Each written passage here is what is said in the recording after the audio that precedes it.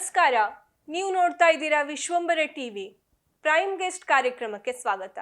ಇವತ್ತು ನಮ್ಮ ಜೊತೆ ಇದ್ದಾರೆ ಡಾಕ್ಟರ್ ಕೋಮಲಾ ಭಟ್. 35 ವರ್ಷಗಳ ಕಾಲ ಉಪನ್ಯಾಸಕರಾಗಿ ಸೇವೆ ಸಲ್ಲಿಸಿ ಶಿಕ್ಷಣ ರಂಗದಲ್ಲಿ ಅದ್ಭುತ ಅನುಭವ ಹೊಂದಿದವರು. ಕಾರ್ಯಕ್ರಮಕ್ಕೆ ಆತ್ಮೀಯ ಸ್ವಾಗತ. ನಮಸ್ಕಾರ. ನಮಸ್ಕಾರ. ಪ್ರಿಯ ವೀಕ್ಷಕರೇ, ಈ ವಿಡಿಯೋವನ್ನ ನೋಡೋದಕ್ಕೂ ಮೊದಲು ನಮ್ಮ ಚಾನೆಲ್ ಅನ್ನ ಇನ್ನು ಸಬ್ಸ್ಕ್ರೈಬ್ ಮಾಡ್ಕೊಂಡಿಲ್ಲ ಆದ್ರೆ ತಕ್ಷಣವೇ ಸಬ್ಸ್ಕ್ರೈಬ್ ಮಾಡ್ಕೊಳ್ಳಿ. ಹಾಗೆ ವಿಡಿಯೋ ಇಷ್ಟ ಆಗಿದ್ರೆ ಶೇರ್ ಮಾಡಿ. ಹೇಳ್ದಂಗೆ ಶಿಕ್ಷಕರು ಶಿಕ್ಷಣ ವ್ಯವಸ್ಥೆಯ ರೂವಾರಿಗಳು. ಅಂದ್ರೆ ಶಿಕ್ಷಕರು ಯಾವ ಕಡೆ ಕರ್ಕೊಂಡು ಹೋಗ್ತಾರೋ, ಯಾವ ರೀತಿ ರೂಪಿಸ್ತಾರೋ, ಶಿಕ್ಷಣ ಆ ನಿಟ್ಟಿನಲ್ಲಿ ಸಾಗುತ್ತೆ.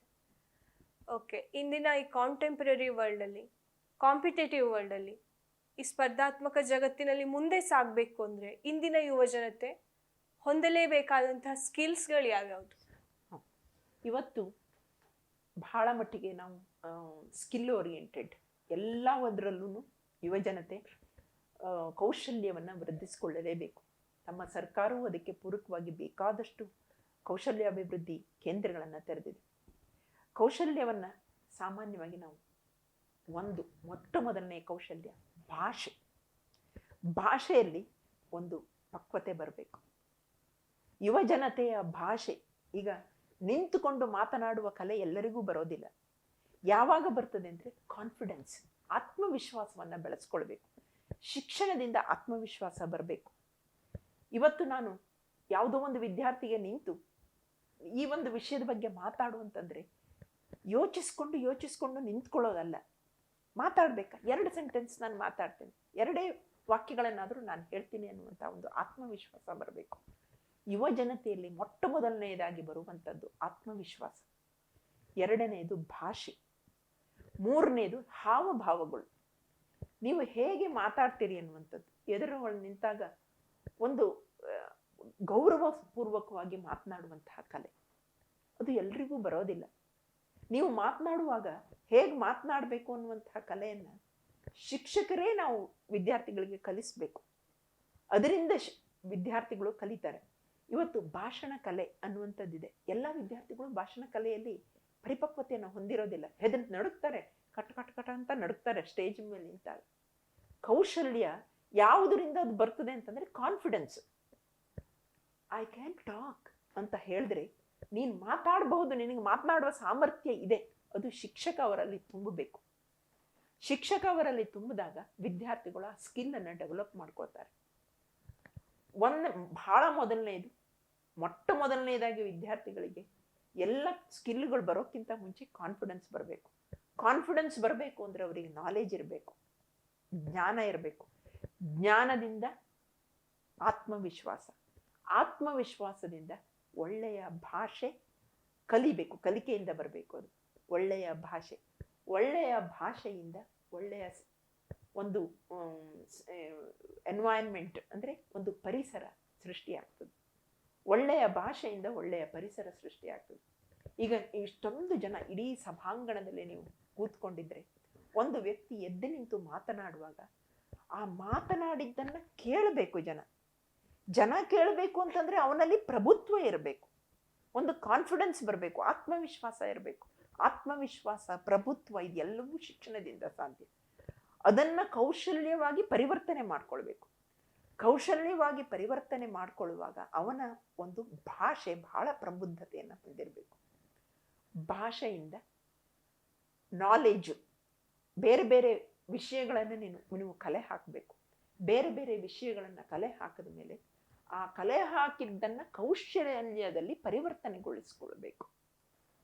ಇವತ್ತಿನ ಸಮಾಜದಲ್ಲಿ ಡಿಜಿಟಲ್ ಬಹಳ ಮಟ್ಟಿಗೆ ಸ್ಪರ್ಧಾತ್ಮಕ ಜಗತ್ತಿನಲ್ಲಿ ನೀವು ಕಂಪ್ಯೂಟರ್ ನಾಲೆಜ್ ಇಲ್ಲ ಅಂದರೆ ನೀವು ಬದುಕೋದಕ್ಕೆ ಸಾಧ್ಯನೇ ಇಲ್ಲ.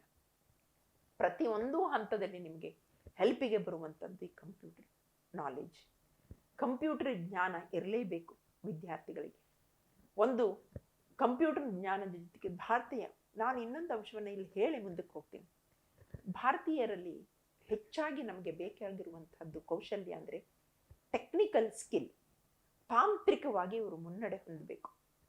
ತಾಂತ್ರಿಕವಾಗಿ ಇವರು ಇನ್ನೂ ಹೊಂದಿಲ್ಲ, ಮುಂದಕ್ಕೆ ಹೋಗ್ತಾ ಇಲ್ಲ. ತಾಂತ್ರಿಕವಾಗಿ ಬಹಳ ವಿದ್ಯಾರ್ಥಿಗಳು, ನಾನು ಹೇಳುವಂಥದ್ದು, ನಾವು ಜಗತ್ತಿಗೆ ಬೇಕಾದಷ್ಟು ಇಂಜಿನಿಯರ್ಸ್ಗಳನ್ನು ಕೊಟ್ಟುಬಿಟ್ವಿ. ಇಡೀ ಜಗತ್ತಿನ ಯಾವ ಭಾಗಕ್ಕೆ ಹೋದರೂ ಭಾರತೀಯ ಎಂಜಿನಿಯರ್ಸ್ಗಳಿದ್ದಾರೆ, ಅದು ಬೇರೆ ವಿಷಯ. ಆದರೆ ನಾವಿನ್ನೂ ತಾಂತ್ರಿಕವಾಗಿ ಯಾವುದನ್ನೋ ಕಲಿತೀವಿ, ಯಾವುದರಲ್ಲೋ ನಾವು ಪರಿಪಕ್ವತೆಯನ್ನು ಪಡಿತೀವಿ. ಈಗ ಆರ್ಟ್ಸ್ ಸ್ಟೂಡೆಂಟ್ಸು ಹೋಗಿ MBA ಮಾಡುವಂಥದ್ದು. MBA ಮಾಡಿ ಯಾಕೆ ಮಾಡಿದ್ದೀರಿ ಅಂತಂದರೆ, ನನಗೆ ಗೊತ್ತಿರಲಿಲ್ಲ, ಮೊದಲು ಆರ್ಟ್ಸ್ ತಗೊಂಡೆ, ಆಮೇಲೆ ನಾನು ಕಾಮರ್ಸ್ ಸೈಡಿಗೆ ಹೋದೆ. ಹೀಗೆ ಆಗೋದಕ್ಕಿಂತ ನೀವು ಅಲ್ಲೇ ಒಂದು ಪ್ರಾಥಮಿಕ ಹಂತದಲ್ಲೇ ಅದನ್ನು ಸಾರ್ಟ್ ಔಟ್ ಮಾಡಿ, ಕೌಶಲ್ಯಕ್ಕೆ ಯಾವ್ಯಾವ ಕೌಶಲ್ಯಗಳು ಪೂರಕ ಅನ್ನುವಂಥದ್ದು. ಇವತ್ತಿನ ಸಮಾಜದಲ್ಲಿ ಡಿಜಿಟಲ್ ಪ್ರೊಫೆಷನಲ್ ಸ್ಕಿಲ್ ಅಂದರೆ ಒಂದು, ಈಗ ನೀವು ಯಾವ ಪ್ರೊಫೆಷನನ್ನು ಮಾಡ್ತಿದ್ದೀರಿ ಅದರಲ್ಲಿ ಪ್ರಬುದ್ಧತೆಯನ್ನು ಪಡಿಬೇಕು, ಕೌಶಲ್ಯವನ್ನು ಪಡಿಬೇಕು. ಯಾವುದೇ ಒಂದು ಪ್ರೊಫೆಷನ್ ಇರಲಿ, ಶಿಕ್ಷಕ ವೃತ್ತಿಗೆ ನೀವು ಹೋಗ್ತೀರಾ, ಶಿಕ್ಷಣದಲ್ಲಿ ಯಾವ್ಯಾವ ಪ್ರತಿಯೊಂದು ಅಂಶವನ್ನು ನೀವು ಮೈಗೂಡಿಸ್ಕೊಳ್ಬೇಕು. ಈಗ ಎಲ್ಲ ಕ್ಷೇತ್ರಗಳಲ್ಲೂ ಬೇಕಾದಷ್ಟು ನಾವು ಸಂಬಳವನ್ನು ಪಡಿತಿದ್ದೀವಿ. ಸಂಬಳಕ್ಕೆ ತಕ್ಕಂತಹ ಪೂರಕವಾದ ಕೌಶಲ್ಯವನ್ನು ನಾವು ಪಡಿಕೊಳ್ಬೇಕು. ಆ ಪೂರಕವಾದ ಕೌಶಲ್ಯಗಳು ಯಾವ ನಿಟ್ಟಿನಲ್ಲಿ ನಾವು ಹೋಗಬೇಕು ಅಂತಂದರೆ, ಜ್ಞಾನವನ್ನು ಹಿಂದಿಟ್ಟುಕೊಂಡು ಕೌಶಲ್ಯವನ್ನು ಮುಂದುವರಿಸ್ಕೊಂಡು ಹೋಗಬೇಕು. ಅದು ಪ್ರೊಫೆಷನಲ್ ಸ್ಕಿಲ್ ಇರಲಿ, ಡಿಜಿಟಲ್ ಸ್ಕಿಲ್ ಇರಲಿ, ಸಾಫ್ಟ್ ಸ್ಕಿಲ್ ಇರಲಿ, ಲೈಫ್ ಸ್ಕಿಲ್ ಬಹಳ ಮುಖ್ಯವಾದಂಥದ್ದು. ಲೈಫ್ ಸ್ಕಿಲ್ ಒಂದು ಜೀವನ ನಡೆಸುವ ಕಲೆ, ಅದು ಕೌಶಲ್ಯವೇ. ಯುವಜನತೆ ಈ 4 ಒಂದು ಕೌಶಲ್ಯವನ್ನು ಪೂರಕವಾಗಿ, life skill, digital skill, soft skill and professional skill, ಈ 4 ಕೌಶಲ್ಯವನ್ನು ಅಭಿವೃದ್ಧಿಪಡಿಸ್ಕೊಂಡ್ರೆ ಯುವಜನತೆ ತಮ್ಮ ಬದುಕನ್ನು ತಾವು ಸರಿಯಾಗಿ ರೂಪಿಸ್ಕೊಳ್ಬೋದು. ಅದಕ್ಕೆ ಪೂರಕವಾಗಿ ನಾನು ಹೇಳ್ತಿದ್ದೀನಿ, ಒಳ್ಳೆಯ ಶಿಕ್ಷಣ, ಕಾನ್ಫಿಡೆನ್ಸು, ಭಾಷೆ, ಹಾವಭಾವ, ನಿಮ್ಮ ಒಂದು ಮ್ಯಾನರಿಸಮ್ಸ್ ಬಹಳ ಮುಖ್ಯವಾಗಿರ್ತದೆ. ಮ್ಯಾನರಿಸಮ್ಸ್ ಇಲ್ಲದೇನೆ ನೀವು ಏನು ಕಲ್ತ್ರೂ ಅದು ರೂಢ ಆಗಿಬಿಡ್ತದೆ, ಅದರಲ್ಲಿ ಯಾವುದೇ ಥರದ ಪರಿಪಕ್ವತೆಗಳು ಕಾಣೋದಿಲ್ಲ. ಈಗ ನೀವು ಎದುರಿಗೆ ಸಿಕ್ಕದವರನ್ನ ಹೀಗೆ ನೋಡದೆ ಮುಂದಕ್ಕೆ ಹೋಗ್ತೀರಾ ಅಂತಂದರೆ, ಒಂದು ಸ್ಮೈಲ್ ಕೊಟ್ಟು ಹೋಗೋದ್ರಲ್ಲಿ ನಮಗೆ ಯಾವುದೇ ತಾಪತ್ರಯಗಳಿಲ್ಲ. ಅದು ನಿಮ್ಮ ಒಂದು ಹಾವಭಾವಗಳು ನಿಮ್ಮ ಒಂದು ಏನನ್ನು ತೋರಿಸ್ತದೆ ಅಂದರೆ ಮ್ಯಾನರಿಸಮ್ಸನ್ನು ತೋರಿಸ್ತದೆ.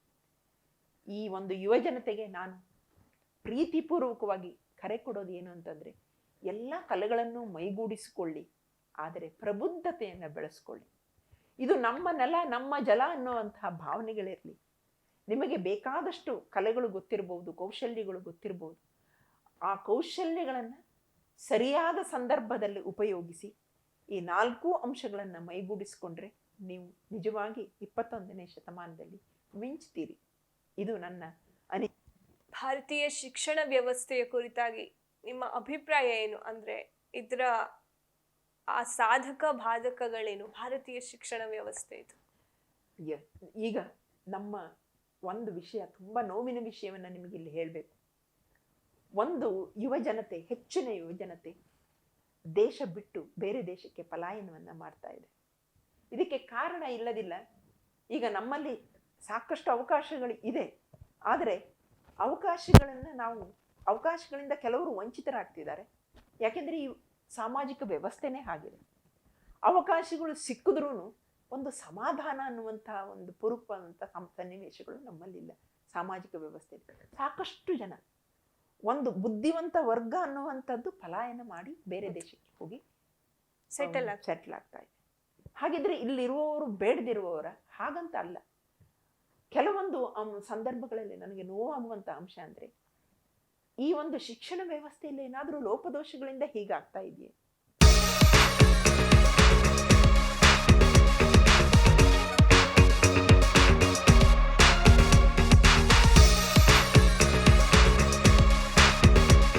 ಅಥವಾ ನಮ್ಮ ಒಂದು ಅಡ್ಮಿನಿಸ್ಟ್ರೇಷನ್ ಅಥವಾ ಒಂದು ಆಡಳಿತದಲ್ಲಿ ಏನಾದರೂ ಲೋಪದೋಷಗಳಿಂದ ಈ ಥರ ಒಂದು ಬೇಜಾರಿನಿಂದ ದೇಶ ಬಿಟ್ಟು ಹೋದವರ ಸಂಖ್ಯೆ ನಾವು ಬೇಕಾದಷ್ಟು ಜನರ ಜೊತೆ ಮಾತಾಡಿದಾಗ ಗೊತ್ತಾಗ್ತದೆ.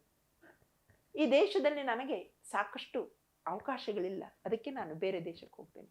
ಈ ದೇಶ ಕ್ಲೀನ್ ಇಲ್ಲ, ಈ ದೇಶದಲ್ಲಿ ರೋಗಗಳೇ ಹೆಚ್ಚು. ಒಂದು ಬಾಂಗ್ಲಾದೇಶಿ ನಮಗೆ ಸಿಕ್ಕದ ಚಿಕ್ಕ ಮಗುವನ್ನು ನೀವು ಇಂಡಿಯಾಕ್ಕೆ ಕರ್ಕೊಂಡು ಹೋಗ್ತಿದ್ದೀರಿ, ಜರ್ಮನಿಯಲ್ಲಿ ಸಿಕ್ಕದ ಚಿಕ್ಕ ಮಗುವನ್ನು ನೀವು ಇಂಡಿಯಾಕ್ಕೆ ಕರ್ಕೊಂಡು ಹೋಗ್ತಿದ್ದೀರಿ, India is not safe, Bharat ಸುರಕ್ಷಿತವಾಗಿಲ್ಲ ಅಂದ. ಯಾಕೆ ಅಂತ ಕೇಳಿದಾಗ ಕಂಡಲ್ಲಿ ಕೊಳಕು, ಎಲ್ಲಿ ನೋಡಿದ್ರಲ್ಲೂ ಕೊಳಕು. ಅದಕ್ಕೆ ನಾನು ಉತ್ತರ ಕೊಟ್ಟೆ. ಅವನಿಗೆ ಹೇಳಿದೆ, ನಾವು ಈ ಕೊಳಕನ್ನ ಮೀರಿ ಬೆಳೆದಿದ್ದೀವಿ. ನಮ್ಮ ಜ್ಞಾನ ಈ ಸೀಮಿತ ಕೊಳಕಿಗೆ ಲಿಮಿಟ್ ಆಗಿಲ್ಲ, ನಾವು ಅದರ ಆಚೆ ಹೋಗಿದ್ದೀವಿ. ಈ ಕೊಳಕುಗಳು ನೀವು ಹೇಳುವಂಥ ಅನ್ನುವಂಥದ್ದು ಅದನ್ನ ಮೀರಿ ನಾವು ನಮ್ಮ ವೇದ ಉಪನಿಷತ್ತುಗಳ ಕಾಲದಲ್ಲೇ ಆಂತರಂಗಿಕ ಕೊಳಕೆ ಕೊಳಕು, ಬಾಹ್ಯ ಕೊಳಕು ಕೊಳಕಲ್ಲ ಅಂತನ್ನುವಂಥದ್ದನ್ನು ನಮಗೆ ಬಿಂಬಿಸಿದ್ದಾರೆ. ಇಷ್ಟು ಜನಸಂಖ್ಯೆ, ಜಗತ್ತಿನಲ್ಲಿ ಮೊದಲನೇ ರಾಷ್ಟ್ರ, ಇಡೀ ಪ್ರಪಂಚದಲ್ಲಿ ಇಷ್ಟು ಜನಸಂಖ್ಯೆಯನ್ನು ಹೊಂದಿರುವಂತಹ ರಾಷ್ಟ್ರದಲ್ಲಿ ನಾವು ಚಿಕ್ಕ ಪುಟ್ಟ ಕೊಳಕುಗಳಿಗೆ ಹೆದರೋದಿಲ್ಲ. ಕೊಳಕನ್ನು ನಾವು ಮೆಟ್ಟಿ ನಿಂತಿದ್ದೀವಿ, ಮುಂದಕ್ಕೆ ಹೋಗ್ತಿದ್ದೀವಿ ಅಂತ ಹೇಳಿದ್ರೆ ಅವನು ಇಲ್ಲ ಚೆನ್ನಾಗಿಲ್ಲ ಅಂತ. ಬಹುಶಃ ನಮ್ಮ ಯುವ ಜನತೆ ಈ ಶಿಕ್ಷಣ ವ್ಯವಸ್ಥೆಯನ್ನ, ಶಿಕ್ಷಣವನ್ನ ಇಲ್ಲಿ ಪಡೀತದೆ, ಸರ್ವಿಸನ್ನ, ಸೇವೆಯನ್ನ ಬೇರೆ ದೇಶಕ್ಕೆ ಕೊಡ್ತಾ ಇದೆ. ಇದಕ್ಕೆ ಕಾರಣ ನಾವು ಆ ಸಮಸ್ಯೆಯನ್ನ ಒಂದಿಷ್ಟು ಲಕ್ಷ್ಯದಲ್ಲಿಟ್ಟುಕೊಂಡ್ರೆ ಯುವ ಜನತೆ ಇಲ್ಲೇ ಉಳಿಬಹುದೇನೋ. ನಮ್ಮ ಯುವ ಜನತೆಯಲ್ಲಿ ಈ ಒಂದು ನೋವಿದೆ. ಇಲ್ಲಿ ನಮಗೆ ಒಂದು ನಮ್ಮ ಮುಂದಿನ ಜನರೇಷನ್ನು ಇಲ್ಲಿ ಸುಖವಾಗಿರೋದಿಲ್ವೇನೋ ಅನ್ನುವಂತಹ ಭಾವನೆ ಈ ಯುವ ಜನತೆಯಲ್ಲಿದೆ. ಅದಕ್ಕೆ ಅವರು ಈ ದೇಶವನ್ನು ಬಿಟ್ಟು ಬೇರೆ ದೇಶಕ್ಕೆ ಹೋಗಿ ಜಾಬನ್ನ ಮಾಡ್ತಿದ್ದಾರೆ. ಹಾಗಂತ ಶಿಕ್ಷಣಕ್ಕೆ ಇಲ್ಲಿಗೆ ಬರ್ತಾರೆ.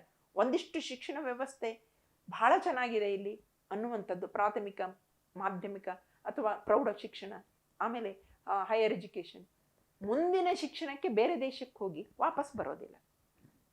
ಅಲ್ಲಿ ಹೋಗಿ ಅವರ ಒಂದು ಅಟ್ರಾಕ್ಷನ್ ಏನಾಗ್ತದೆ ಅಂದರೆ ಸ್ವಚ್ಛವಾದಂಥ ಬೀದಿಗಳು, ಆಮೇಲೆ ಟ್ರಾನ್ಸ್ಪರೆನ್ಸಿ, ಎಲ್ಲದರಲ್ಲೂ ಒಂದು ಪಾರದರ್ಶಕತೆ ಅಲ್ಲಿದೆ. ನಮಗೆ ಅವಕಾಶಗಳು ಸಿಗ್ತದೆ, ನಾವು ಬೇಕಾದಷ್ಟು ದುಡಿಬಹುದು, ದುಡ್ಡನ್ನು ತರಬಹುದು ಅನ್ನುವಂಥದ್ದು.